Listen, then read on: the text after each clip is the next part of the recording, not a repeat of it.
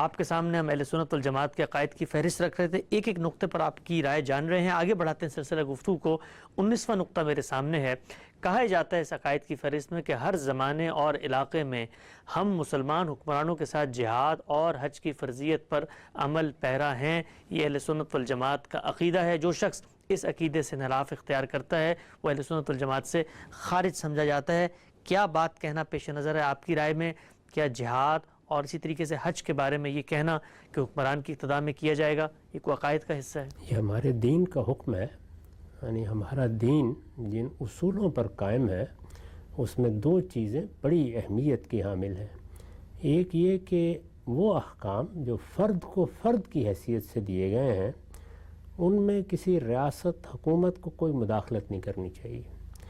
میں نے پچھلے زمانے میں بار بار اس جانب توجہ دلائی ہے کہ شخصی معاملات خواہ وہ مذہبی ہوں یا غیر مذہبی ان میں مداخلت سے فساد پیدا ہوتا ہے۔ اللہ تعالیٰ نے بھی پابند کیا ہے اور دنیا کا تجربہ بھی یہی بتاتا ہے کہ شخصی معاملات میں اچھائی برائی اس کا شعور انسان کے اندر ہے۔ اگر کہیں غلطی ہو رہی ہو تو مجھے بھی حق ہے کہ میں توجہ دلاؤں، آپ کو بھی حق ہے کہ آپ توجہ دلائیں۔ یہ توجہ دلانا، یہ ترغیب دینا، یہ تو ایسی چیز ہے کہ اس کے بغیر دنیا قائم ہی نہیں رہ سکتی۔ اگر ہم برائی کو نظر انداز کر دیں، اگر ہم بھلائی کی ترغیب تلقین نہ کریں تو اس دنیا میں فساد پیدا ہو جائے گا۔ چنانچہ ہمارے دین میں امر بالمعروف اور نہی عن المنکر کو ہماری تہذیبی شناخت بنا دیا گیا ہے۔ یہ کام ایک شخص اپنی انفرادی حیثیت میں کرتا ہے، ایک عالم بھی کرتا ہے، اسی طرح ریاست اور حکومت بھی کرتی ہے، یہ سب کو کرنا چاہیے۔ لیکن ترغیب تلقین لوگوں کے شخصی معاملات میں ریاست کو مداخلت سے اجتناب کرنا چاہیے۔ دوسری نوعیت کے معاملات وہ ہیں جو اصلاً اجتماعی ہیں، یعنی جس میں دین یہ چاہتا ہے کہ پوری کی پوری مسلمانوں کی جماعت اس حکم کا امتثال کرے، اس کی پیروی کرے۔ اس کو آپ چند مثالوں سے سمجھ لیجئے۔ ہمارے ہاں 5 وقت نماز پڑھی جاتی ہے۔ اس نماز کے لیے بھی جماعت کا اہتمام ہوتا ہے، لیکن لوگ انفرادی طور پر اپنے گھر میں پڑھ لیں، مسجد میں جا کے پڑھیں۔ مسجد میں جا کے نماز پڑھنا بہت ہی پسندیدہ قرار دیا گیا ہے، ہر مسلمان کو اس کا اہتمام کرنا چاہیے۔ جیسے ہی آپ یہ فیصلہ کرتے ہیں کہ آپ کو مسجد میں نماز پڑھنی ہے تو مسجد بنائیں گے، اور یہ چیز سوسائٹی سے متعلق ہو جاتی ہے، معاشرے سے متعلق ہو جاتی ہے۔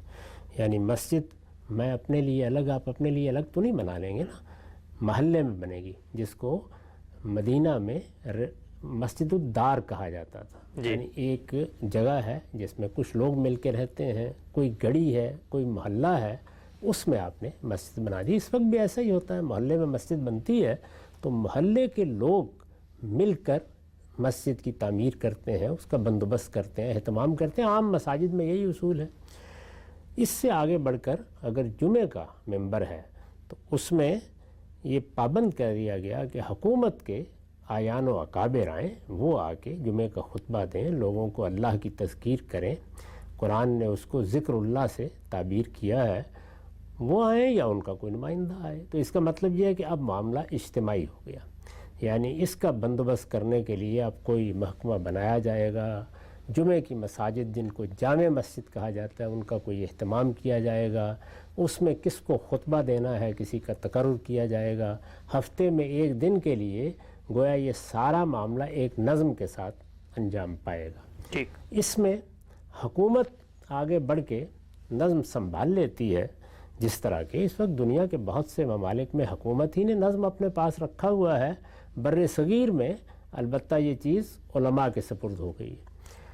حکومت آگے بڑھ کے اپنی ذمہ داری کو پورا کرتی ہے تو اب کسی شخص کا یہ کام نہیں ہے کہ وہ جمعے کی نماز سے انحراف کا طریقہ اختیار کرے۔ یعنی ہم مسلمانوں کو یہ تعلیم دی گئی ہے کہ کتنا ہی اختلاف کیوں نہ ہو، جب ایک معاملہ اجتماعی ہے وہ اختلاف ایسا بھی ہو سکتا ہے کہ جس کو آپ فسق و فجور کے اتہام تک لے جائیں۔ یعنی ظاہر ہے کہ جب آپ بات کریں گے وہ ثابت نہیں ہے تو اتہام ہی ہوگا نا، الزام لگا دیا گیا ہے کہ فلاں آدمی فاسق ہے، فاجر ہے۔ حکمرانوں کے بارے میں بھی لوگ اس طرح کی آراء قائم کرتے رہے ہیں۔ اس کے معاملے میں بھی یہ بتا دیا گیا ہے اور رسالت مآب صلی اللہ علیہ وسلم کی طرف سے پابند کر دیا گیا ہے کہ نہیں، جو مسلمانوں کا اجتماعی نظم ہے اس میں جب ایک شخص کو مقرر کر دیا گیا تو ہم نماز پڑھیں گے اس کے پیچھے، یعنی وہ 5 وقت کی نماز کی امامت کرے گا تب بھی پڑھیں گے، اور اگر وہ جمعے کی امامت کرے گا، جمعے کا خطبہ دے گا، تو 1000 اختلاف کے باوجود جمعہ پڑھیں گے مسلمان۔ رمضان کا اعلان کیا جاتا ہے، یعنی رمضان کے روزے شروع ہو گئے، ظاہر ہے کہ یہ بھی مسلمانوں کا ایک اجتماعی معاملہ ہے۔